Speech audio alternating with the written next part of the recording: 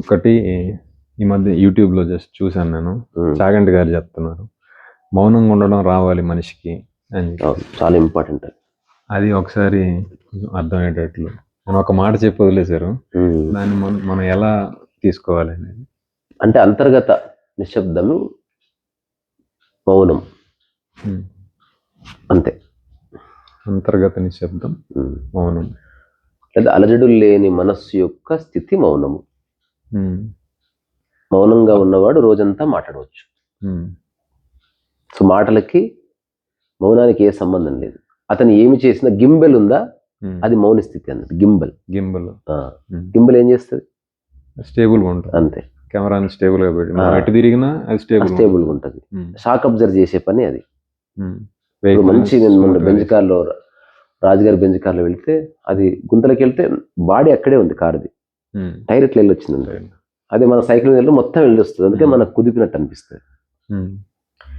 మౌనం యొక్క స్థితి కూడా గింబెల్ లాంటిది. అంటే మంచి ఎగ్జాంపుల్ దొరికింది. అంటే ఏం చేసినా నీ మనసులో ఎక్కడ అలజడి లేదు.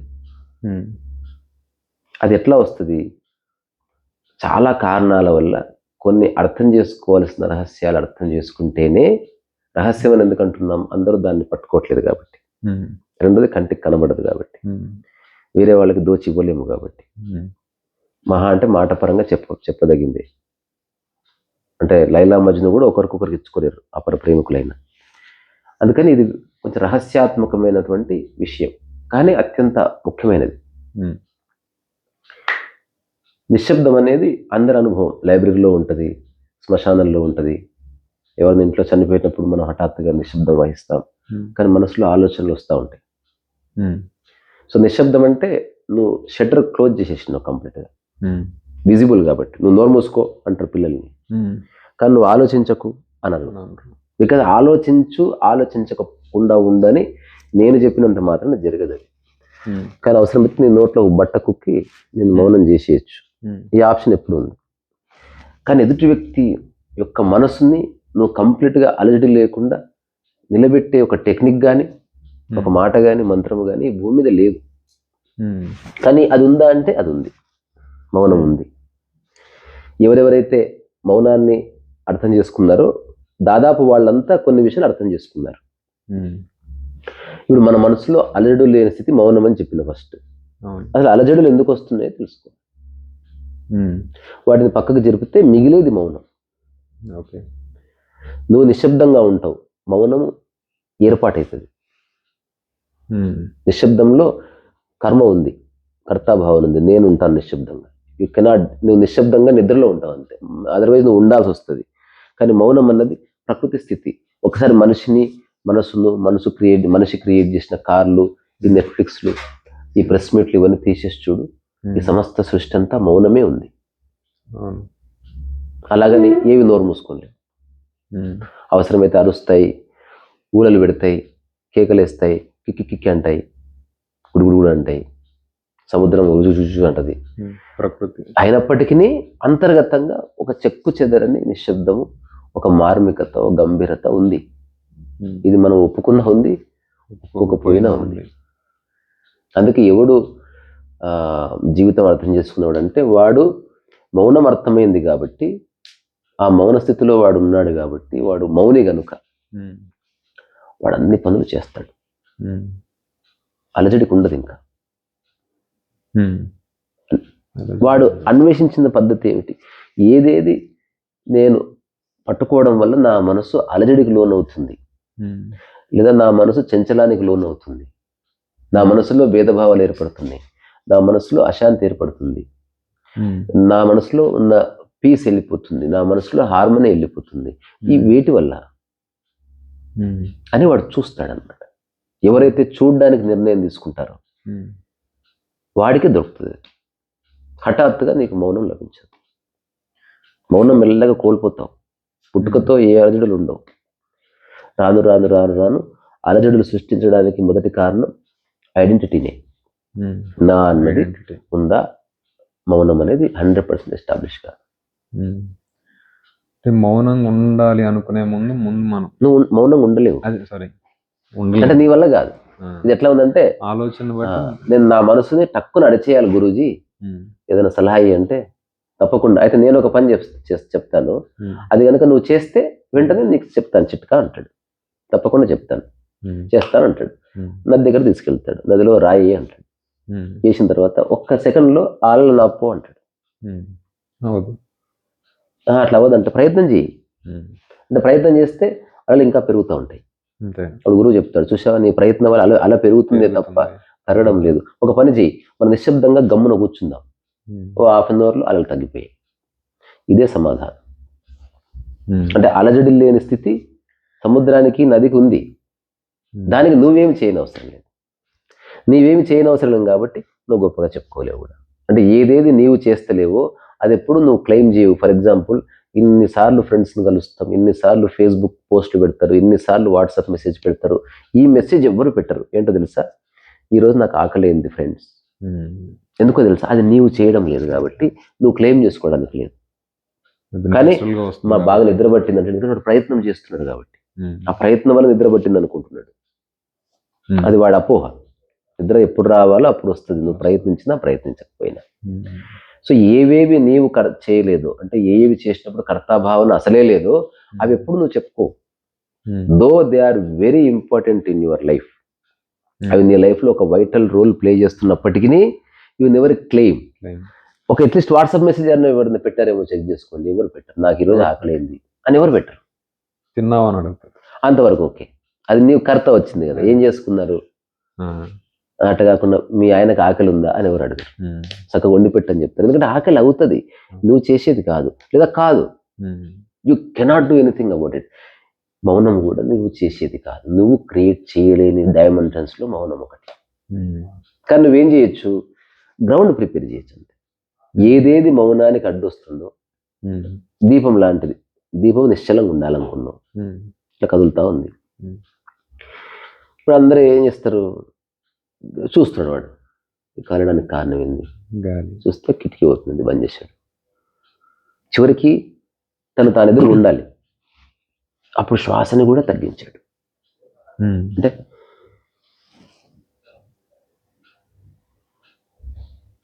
స్థిరంగా ఉంది అంటే అంత ఎరుక కావాలి. అంటే కొంచెం కూడా కదలొద్దంటే నువ్వు ఎంత సెన్సిటివిటీ ఉండాలి నీకు తెలుసా అసలు. గాలి రాకూడదు, అంటే you have to be aware కదా. అట్లా మనిషి అంతర్గతంగా అలజడుల్లోనే బతికి అట్లా చచ్చిపోతున్నాడు.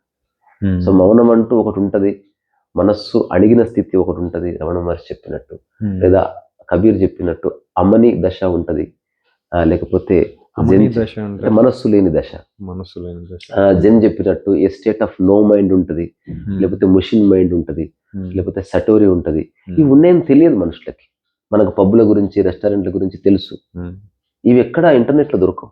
నువ్వు వెతికితే కొంత ఇన్ఫర్మేషన్ దొరుకుతుంది. ఆసక్తి ఉండాలి, అది చదివే ఓపిక ఉండాలి, అది నీలో నిలుపుకునే ఆసక్తి ఉండాలి, ఇవన్నీ ఉండాలి కదా.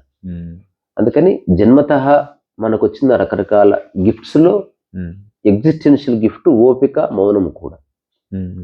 ఓపిక, మౌనం, ఇది ఓపిక నువ్వు క్రియేట్ చేయలేవు, అది ఆటోమేటిక్ గా రావాల్సిందే, జన్మతః నీవే ఓపిక, నీవే మౌనం. ఓపిక, మౌనం. ఇప్పుడు ఒకసారి లాస్ట్ ఒకటి గుర్తొచ్చింది. ఓషోని అడిగారు ఒకరు, మీరు ఎప్పుడు మాట్లాడుతూ ఉంటారు, మీరు మౌనంగా ఉంటారా అంటే నేను ఎప్పుడు మౌనంగానే ఉన్నానని చెప్పాడు. చాలాసార్లు చెప్పారు మీరు, అది ట్రూత్. అది నేను కూడా మౌనంగానే ఉండి మాట్లాడుతున్నాను. అంటే మైండ్ లో ఏం అలజడులు లేవు. అంటే అది ఎలా వస్తుంది అనే దానికి ఒక చిన్న స్టేట్మెంట్స్ చెప్తే ఎవరికైనా అర్థం, అది లాస్ట్కి చెప్తా. అంటే మౌనం ఎస్టాబ్లిష్ కావాలంటే అవి ఖచ్చితంగా చేయాలి. ఇప్పుడు ఇంట్లోకి దోమలు రావద్దంటే కిటికీ ఖచ్చితంగా చేయాలి. అట్లా ఏదో ఖచ్చితంగా చేయవలసింది ఉంటుంది. చెప్పండి ఏదో చెప్తుంది. అయితే ఇప్పుడు చాలా మంది అంటే రోడ్ల మీద అంటే అందరూ అంటారు కదా, మౌనంగా ఉంటే నోరు మూసుకోగా నాకు సమాధానం చెప్పట్లేదు, పిచ్చోడి నువ్వు అని అంటారు. నిజంగానే పిచ్చోళ్ళు చాలా మంది మౌనంగానే ఏదో వాళ్ళ ఇదిలో వెళ్తా ఉంటారు కదా. ఇప్పుడు వాళ్ళది దాన్ని ఏమంటారు, అది మళ్ళీ రెండోది ఉంది. నీకు నిజంగా లైఫ్ అర్థమైతే అవసరమైతేనే మాట్లాడతాం, అవసరమైతే 10 hours మాట్లాడతాం. ఓకే. కానీ ఖచ్చితంగా దానికి ఒక పర్పస్ ఉండాలి. ఆ మాట దానికి ఉపయుక్తమైతే మాట బయటకు వస్తుంది. రమణ మహర్షి చాలా ఏళ్ళు మౌనంగా ఉన్న తర్వాత ఆయన చెప్పిన స్ట్రేంజెస్ట్ స్టేట్మెంట్స్ ఇవి. మీరు ఎందుకు మాట్లాడరు, ఎవరి మీద కోపమా అంటే అందరి అనుభవం అది. మాట్లాడట్లేదంటే ఏదో అలిగాడని కదా. అసలు ప్రశాంతం ఉన్నవాడు మౌనంగా ఉంటాడు యాక్చువల్లీ. అసలు రమణ మహర్షి చెప్పిన జవాబు ఏంటంటే మాట్లాడవలసిన అవసరం లేదని తెలుస్తుంది అన్నది. ఇప్పుడు వర్షం పడుతుంది, నీ మాటలు ఎందుకు? ఆయన ఉన్నది అడవిలో, తనకు ఏ కోరిక లేదు, ఏం మాట్లాడతావు? ఎవరిని అప్రిషియేట్ చేసేది లేదు, ఏ చర్చ కలిపేది లేదు, గాసిప్ అవసరం లేదు, ఎవరి గురించి మాట్లాడాల్సిన అవసరం లేదు. What is it? మాట్లాడవలసిన అవసరం లేదని తెలిసి నేను మౌనంగా ఉన్నాను, మాట్లాడకూడదని కాదు. మాట్లాడాల్సిన అవసరం వస్తే మాట్లాడు. ఇప్పుడు నేను హఠాత్తుగా ఒకసారి సైలెన్స్ ఉన్నాను, ఒక 3-4 డేస్కి మా ఇంట్లో గుర్తుపట్టారు మీరు మాట్లాడట్లేదు.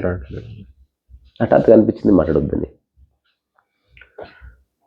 కొంచెం సీన్ క్రియేట్ అయింది. అంటే మేమన్నా తప్పు చేసామా? మా అన్న ఒక్కడు పట్టించుకోలేదు. తర్వాత తెలిసిన వాళ్ళు వచ్చారు, ఏమైంది, ఏమైనా తప్పు జరిగిందా? నేను తర్వాత ఒక 4-5 డేస్ చూసి వీళ్ళు న్యూసెన్స్ ఎక్కువైపోయిందని పేపర్ అంత బాగా జస్ట్ మాట్లాడలేదు అంతే. అది ఆడుకుంటుంది, మాట్లాడొద్దు అనిపించింది.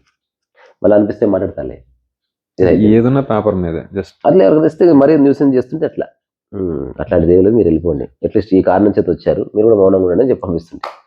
మీకు ఫుడ్ ఏమన్నా కావాలంటే పెడతారు కదా, అంటే నువ్వు పెడతారు, మీరు తినాలి, లేకపోతే నేను చేసుకొని తింటాను. ఓకే, మీకు కావాల్సింది కిచెన్కి చూస్తాను, లేకపోతే లేదా ఆల్రెడీ అయ్యింది రాజు అక్కడ ఉంటే తినేస్తాను. అసలు మాటలే ఎక్కర్లేదు. తర్వాత నాకు తెలిసిన ఒక బంధువు ఉన్నాడు, రీసెంట్గా ఆయన కాలం చేశారు, అనంతరామ శర్మ అని ఆయన పేరు. ఆయన ఒక గవర్నమెంట్ ఆఫీస్లో పనిచేసి విద్యా వ్యవస్థలో ఉన్నాడు. ఆయన ఒక మేధావి అని అనుకుంటాడు పాపం. సైలెంట్కి వెళ్ళా నేను, మా అన్న మాట్లాడు, ఇట్లా మౌనం ఉంటే ఎట్లా, మాట్లాడు పోయి ఇలాగ మాట్లాడని అంటాడు. సో మా అన్న చెప్పాడు, వాడు ఎందుకు డిస్టర్బ్ చేస్తున్నారు, వాడికి ఇష్టం లేదు మాట్లాడడానికి. అంటే మీరు ఇంత చదువుకొని అట్లా మీరు అట్లా చేయడం బాగాలేదు. నేను మా అన్న చూసి ఆశ్చర్యపోయా. క్లియర్ ఉన్నాడు వాడు. మా మధ్యన అటువంటి ఒక చిన్న ఫ్రెండ్షిప్ ఉన్నది. ఇట్లా ఒక కపుల్ ఆఫ్ డేస్, అంటే నాకు తెలిసి ఒక 15-20 డేస్ గడిచింది. తర్వాత బుచ్చారెడ్డి దగ్గరికి మా అన్న వెళ్ళారు ఒకసారి. ఆ తర్వాత నేను వెళ్ళాను. బుచ్చారెడ్డి నా ఎదురుగా కూర్చొని, ఆయన కూర్చునే పద్ధతి ఉంటుంది, అట్లా కూర్చొని గుడి మీద ఏముండదు, ఇట్లా అనుకొని ఇట్లా ఈ 5,000 ఉన్నాయి కదా, ఇట్లా చిన్న నిట్టు అట్లా మెల్ల కలుపుతారు అనమాట. ఇంకా ఏమిటి అంటే అదే చాలా ప్లెజెంట్గా అట్లా అట్లా చేతి వేలు కలిపి మౌనంగా ఉన్నామని తెలిసింది అని అన్నాడు. అవును సార్ అన్నాడు. అక్కడ మాట్లాడారు. అలాగే అన్నాడు. అంటే నాకు మాట్లాడకూడదని లేదు, నాకు అక్కడ ఆయన సమక్షంలో he has the ability to understand what I'm saying అనిపించి మాట్లాడాను. మా అన్నతో 2-3 సార్లు మాట్లాడాను, వాడు అస్సలు పట్టించుకోలే. మాట్లాడినావు నువ్వు అనలే. అదేం ఛాలెంజ్ కదా, నేను నోరు మూసుకొని కట్టుకొని నేను లేను, జస్ట్ మాట్లాడలేదు అంతే. I was doing everything. Cricket ఆడుతున్నా, చెస్ ఆడుతున్నా, రన్నింగ్ పోతున్నా, పతంగులు ఎగిరేస్తున్నా, కుక్కతో ఆడుకుంటున్నా, సినిమా చూస్తున్నా, న్యూస్ చూస్తున్నా, I was doing everything. Just మాట్లాడకపోతే లైఫ్ ఇంకా బాగుంది. కమ్యూనికేషన్ మోర్ పవర్ఫుల్ ఉంది. కుటుంబ సభ్యులు మాట్లాడుకోకపోతే ఎంత బాగుంటుందో. అన్నం అయింది, తినేవాళ్ళు తినండి, నాన్న స్వీట్ తెచ్చాడు, ఒక బోర్డు ఉండాలి, రోజు చూసుకోవాలి. అదే ఎర్ర ఇంక అనుకో నాన్న రాస్తాడు, బ్లూ ఇంక అమ్మ రాస్తుంది, బ్లాక్ ఇంక పిల్లలు రాస్తారు. చిన్న కామన్ సెన్స్. స్వీట్లు తెచ్చాను, గూట్లో ఉన్నాయి, నా కోసం ఒక ముక్క దాచిపెట్టండి, అయిపోయింది. రేపు మార్నింగ్ ఎర్లీ మార్నింగ్ 4 o'clock వాకింగ్కి వెళ్దాం అనుకుంటున్నా, మీకు ఓకే అయితే నాకు ఓకే అని మెసేజ్ చేయండి, ఎవరు వచ్చినా రాకుండా నేను వెళుతున్నాను. ప్రతిదీ మాట్లాడుకోకర్లే, నేను కొంతకాలం తర్వాత ఎస్టాబ్లిష్ చేస్తాను ఇది. ఇప్పుడు నేను Tyson Balu, we don't talk much, మనం కూడా ఏం మాట్లాడుకుంటాం, అవసరమైతే మాట్లాడుకుంటున్నాం కాసేపు. అదర్వైజ్ ఊరికే సుత్తి వేసుకొని ఏమంటారు ఉప్పర్ మీటింగ్ అని చూసినా అది అట్లయింది ఇట్లయింది అట్లేం లేదు. గాసిపింగ్ అంతా సో గాసిప్ అన్నీ పడిపోతాయి.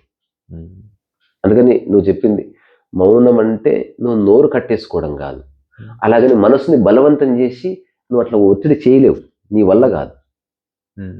దాని అడ్డొందుకు వస్తుందో అది పక్కకు జరిపితే ఒక నిర్మలమైన ఆకాశం లేదా నిశ్చలమైన సముద్రము అట్లాంటి పోలికలతో కూడిన నీకు తెలుస్తుంది. First time your mind is empty లేదా యువర్ మైండ్ ఈజ్ క్లీన్. ఒక ఖాళీ గదిలోకి వెళ్తే ఎట్లుంటుంది అట్లా ఉంటుంది, నీకు తెలుస్తుంది. You feel it. అలాగే నీ మైండ్ ఇక్కడ ఏం లేదు, కానీ ఫస్ట్ టైం దాని మీద ఏ మరకలు లేవు అన్న ఒక అనుభూతి నీకు తప్పకుండా కలుగుతుంది. అది పవర్ఫుల్. అది నువ్వు ఎవరు చెప్పినా నమ్మరు, కానీ నీకు తెలుస్తుంది. అది జరగడం చాలా అదృష్టం. అంటే అదృష్టం అంటే మనది ఆల్రెడీ ఉన్నదే, ఉన్నదే. మర్చిపోయాం పిచ్చిమునవాకులో ఈ సంసారంలో పడి. ఇక్కడికి వచ్చినా కానీ అదే ఉంటుంది, ఆ, సైలెన్స్ ఉంటది. ఇప్పుడు నా దగ్గరికి ఎందరో వచ్చి చెప్తారు, అన్ని మొన్న బునిమి గారు అవసరాలు చెప్పారు కదా, ఇక్కడికి రాగానే మళ్ళీ ఉంది అంటే ఎలా ఉందంటే మా ఇంట్లో ఉన్నట్టే ఉంది. అంతే, ఇక్కడికి వచ్చినా మీ పని మీరు చేసుకుంటారు, మేము వచ్చే అసలు నేను ఏ స్పెషల్ ఇంపార్టెన్స్ ఇవ్వను, చాలా అందరికి నీళ్లు కూడా ఇవ్వను. సైలెన్స్ ఉంటుంది. అసలు ఇప్పుడు పొలిటీషియన్ ఇంటికి వెళ్ళామనుకో, ఇట్లా గ్లాసులు తెస్తారు, ఛాయలు వస్తాయి, నీళ్లు వస్తాయి, అన్ని వస్తుంటాయి. అంత లేనిపోని పెంట.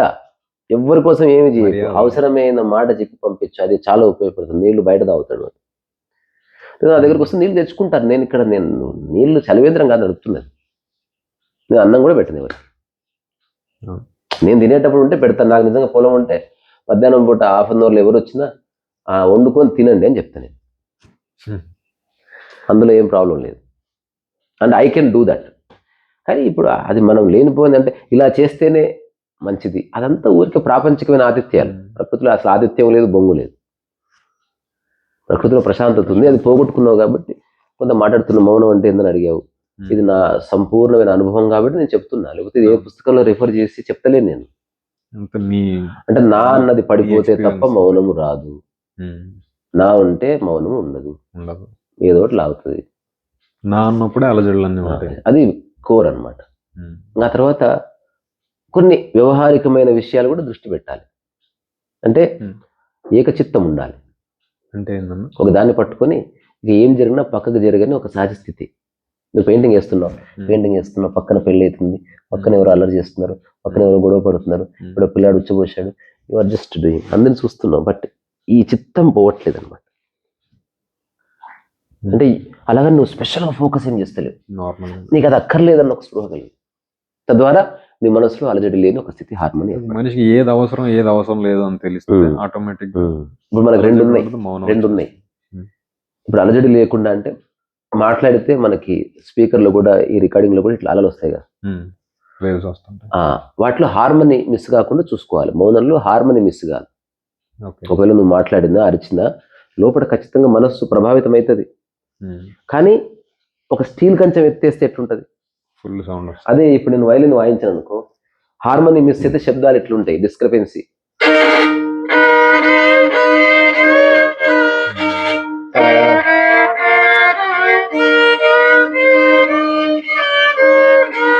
ఇదేంటి అర్థం పడతలేదు శబ్దం, ఇదే శబ్దము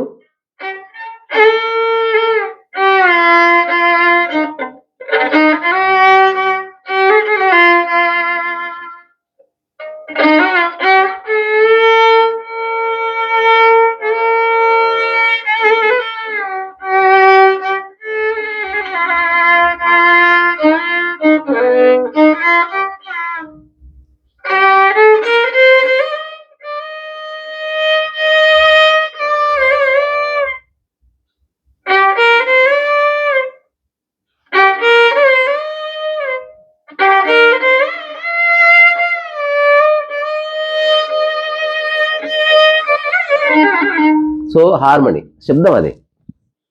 సో అలజడి ఉన్న ఆ అలజడిలో సామరస్యం ఉంటుంది తప్ప చెడిపోతుంది. ఇప్పుడు డ్రైవ్ చేస్తున్నప్పుడు ఖచ్చితంగా ఏదో వస్తుంది, కానీ ఎక్స్పర్ట్ డ్రైవరు ఆ కారు మలుపుతున్న, బ్రేక్ వేస్తున్న చిన్న రిధం ఉంటుంది. ఎప్పుడన్నా గమనించారో లేదు, అది తెలిసిన వాడికే తెలుస్తుంది. నేను కారు ఎక్కిన ఏ కొత్త డ్రైవర్ అన్నా 3 నిమిషాలు చెప్పేస్తాడు రిధం ఉందా లేదు, అదంతా పడుకుంటా. నాకు ఇంత కూడా ఫియర్ ఉండదు. ఏవో చిన్న చిన్న తప్పులు జరుగుతాయి, కానీ వాడు మేజర్ మిస్టేక్స్ చేసే అవకాశం అని తెలుస్తుంది, ఎంత కాస్త అనుభవం. అందుకని మౌనము అన్నది భాషకు అతీతము, అది నువ్వు వర్ణించలేవు. అలజడులు లేని మానసిక స్థితి, ఇది నా నిర్వచనం. మౌనంలో ఉన్నవాడు హాయిగా మాట్లాడొచ్చు, పాట పాడుకోవచ్చు, ఏమైనా చేయొచ్చు. కానీ ఆ మౌనము నీవు క్రియేట్ చేయలేవు అన్నది సుస్పష్టం.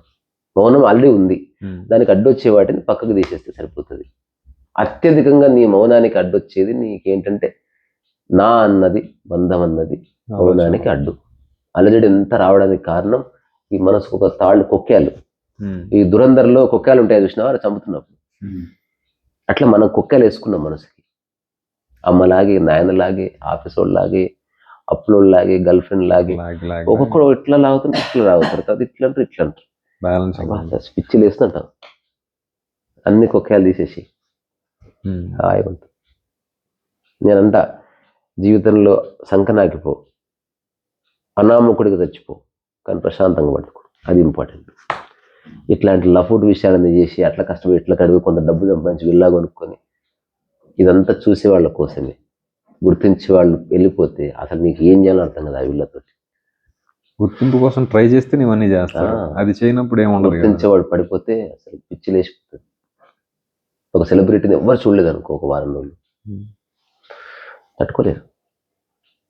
ఎంత దొందే, చూస్తున్నారని వీళ్ళు, వాళ్ళు ఉన్నారని వీళ్ళు, చూసేవాళ్ళు ఉన్నారని వాళ్ళు, చూస్తున్నారని. అందుకని కంక్లూజన్ ఏంది, నోరు మూసుకోవడం కాదు, కానీ అవసరమైతేనే మాట. ఇంకా గాసిప్పు ఉండదు, ఒక పరచింతన ఉండదు. మౌనంలో నిజంగా ఎస్టాబ్లిష్ అయితే అసలు ఒక వ్యక్తి గురించి నువ్వు ఊరికే మాట్లాడుకోవడం కానీ చాడీలు చెప్పుకోవడం ఏదైనా ఉంటే నేరుగా అడగడమే ఉంటుంది.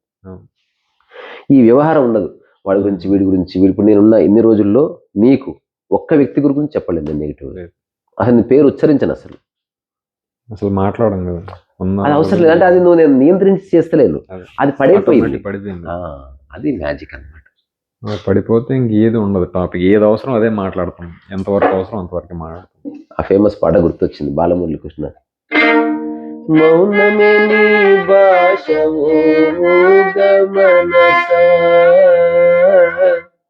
మౌనమే నీ భాష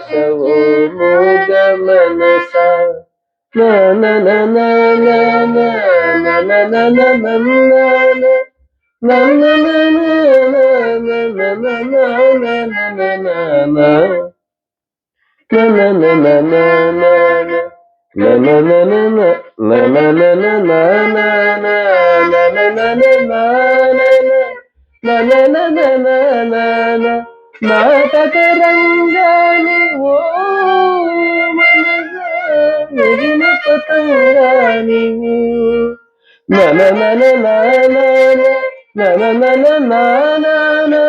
ఒక పొరపాటుకు యుగములు పొదిలేవు, ఒక పొరపాటుకు యుగములు పొదిలేవు. ఇదంతా నిజంగా మౌనంగా ఉంటే ఇదంతా ఈ పాటనే లేదు. ఒక ఫిలాసఫరు కవి రాశాడు కాబట్టి ఇట్లా ఉంది. నిజంగా మౌనంగా ఉంటే there is no sadness, impossible. అది నేను మౌనంగా ఉన్నాను కానీ నాకు కొన్ని బాధలు ఉన్నాయి, శారీరక బాధలు ఉన్నా మౌనం చెడదు. అని ఇప్పుడు నాకు చాలా మెడ నొప్పి లేస్తుంది, ఏదో రేపడి తిన్నా, గొంతు పట్టుకుంది, ఏదో జ్వరం కూడా వచ్చింది, అయితే ఏమి, అది ప్రశాంతతను లాగేసుకోవడానికి రాలేదే. మనకు చిన్న సిమ్టమ్స్ తెలుస్తుంది, దానివల్ల ఒక టాబ్లెట్ వేసుకుంటావా, లేకపోతే కొంచెం వేడిలు తాగుతావా, డూ సంథింగ్ అబౌట్ ఇట్. దానికి ఏం చేయాలని ఆలోచించాలి. బాబు అమ్మా ఎవ్వరు లేరు చేస్తుండో బాడుతున్నా, నేను అసలు ఏ సఫరే చేయించుకోను. అప్పుడే ఇప్పుడు నా బిడ్డ ఉంది కాబట్టి చాలా గౌరవం అడుగుతా, కొంచెం అన్నం చేసి పెడతా, అంతవరకే. చేయను అనుకో, అసలు నేను ఎప్పుడు అడగను, బలవం నువ్వు చేయాలి, దానికి ఆల్టర్నేట్ ఉంటుంది కదా. అసలు ఉన్నా లేకపోయినా నేను చేసుకొని తింటా. అంటే నాకెవ్వరు పనివాళ్ళు కాదు, ఇది క్లియర్. చిన్న చిన్న విషయాల్లో కూడా స్పష్టత లేకపోతే ప్రాబ్లం అవుతుంది అట్లా. అందుకని మౌనము అప్రయత్నం వల్లనే వస్తుంది. మౌనం నీ సహజ స్థితి. మౌనంగా ఉండడం పెద్ద గొప్పేమీ కాదు, ఎగ్జిస్టెన్షియల్ స్టేట్ అది.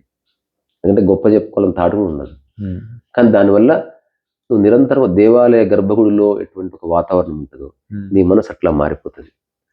ఇప్పుడు ఎవరైనా ఏదైనా అడిగినప్పుడు మనం మౌనంగా ఉన్నప్పుడు మౌనం అర్థాంగీకారం అని అంటారు కదా, దానికి ఎట్లా? అది మౌనం అర్థాంగీకారం అనేది నోరు మూసుకోవడం గురించి చెప్పారు అంతే.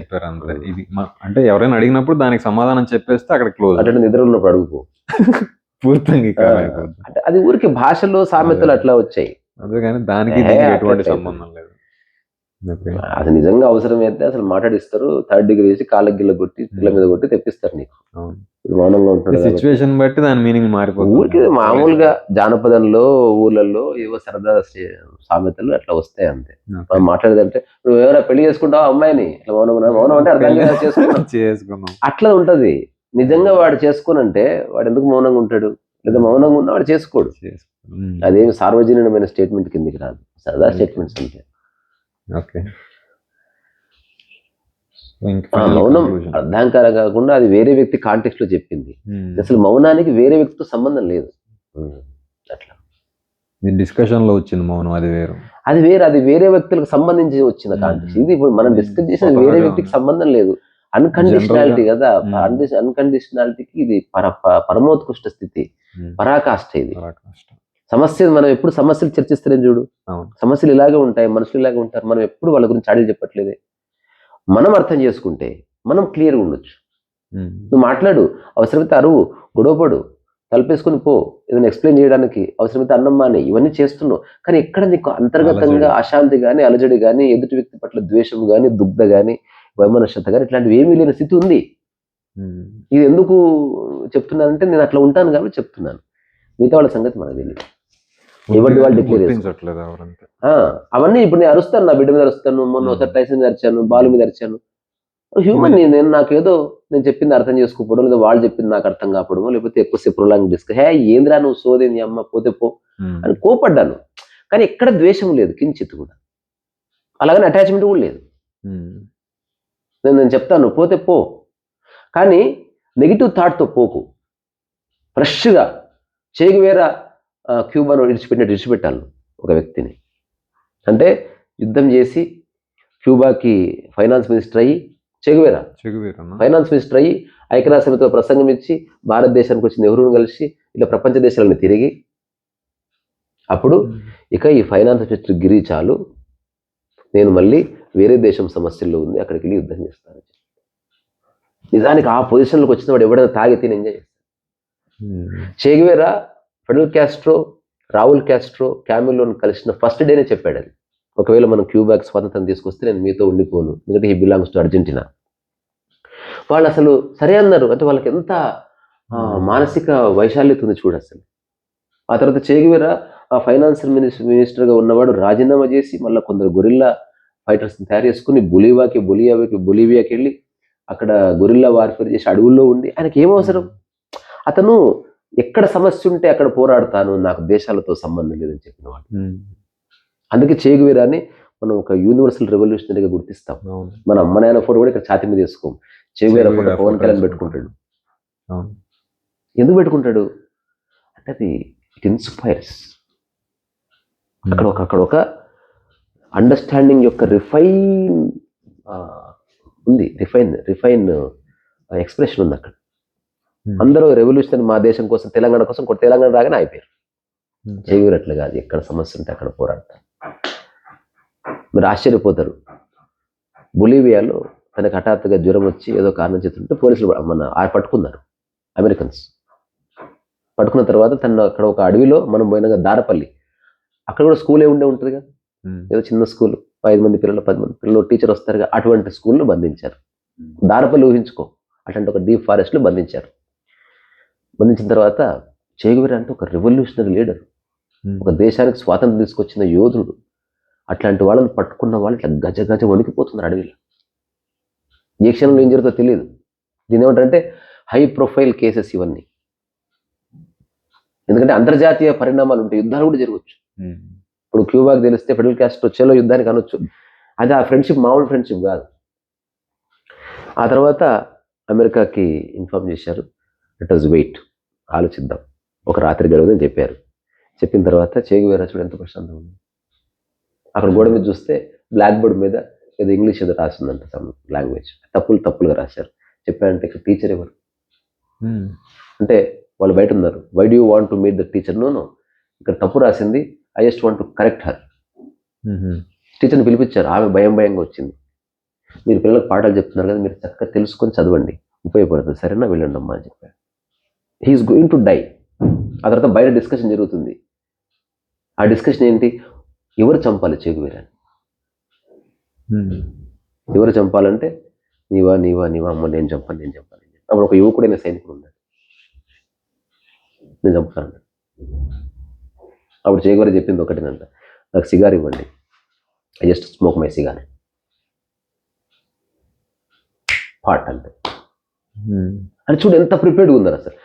లేకపోతే అసలు కింద పడిపోతుంది, పైన పడిపోతుంది, నువ్వు లాగడతారు, ఇట్లా ఉంటాయి కదా. వాళ్ళకి క్లారిటీ ఉంది, they are ready to die. చేసినంత వరకు చివరి క్షణం వరకు ప్రశాంతంగా. వాడిని చూసినట్టు అట్లా, అది రెడీ అంటే ఆ టైపు వాళ్ళ భాష, కొంచెం స్పానిష్, లాటిన్, అర్జెంటీనా భాష. వాడు అట్లున్నాడు అంత తలుపు దగ్గరే. వాడేం మాట్లాడలేదు, ఎందుకంటే డిస్టర్బ్ అయితే చెడిపోతుంది. చేయవాడు అట్లా క్లోజ్ రేంజ్ నుంచి చేసేసారు. ఆ తర్వాత ఒక 24 hours ముట్టుకొని డెడ్ బాడీని, భయం వేస్తుంది. ఆ తర్వాత క్యూబాకి తెలిస్తే నేను నమ్మనని చెప్పాడు. I can't believe Che Guevara, how can Che Guevara die. అప్పుడు అమెరికన్ సోల్జర్స్ ఫోటోస్ తీసి పంపించారు. అప్పుడు Cuba, Fidel Castro, they believe Che Guevara died. ఇదంతా అంటే మనకు సందర్భోచితం కాకపోయినా అంటే ఒకానొక పరిపక్వమైన మానసిక స్థితుల్ని ఈ భూమి మీద కొందరు మనుషులు అనుభవించారు.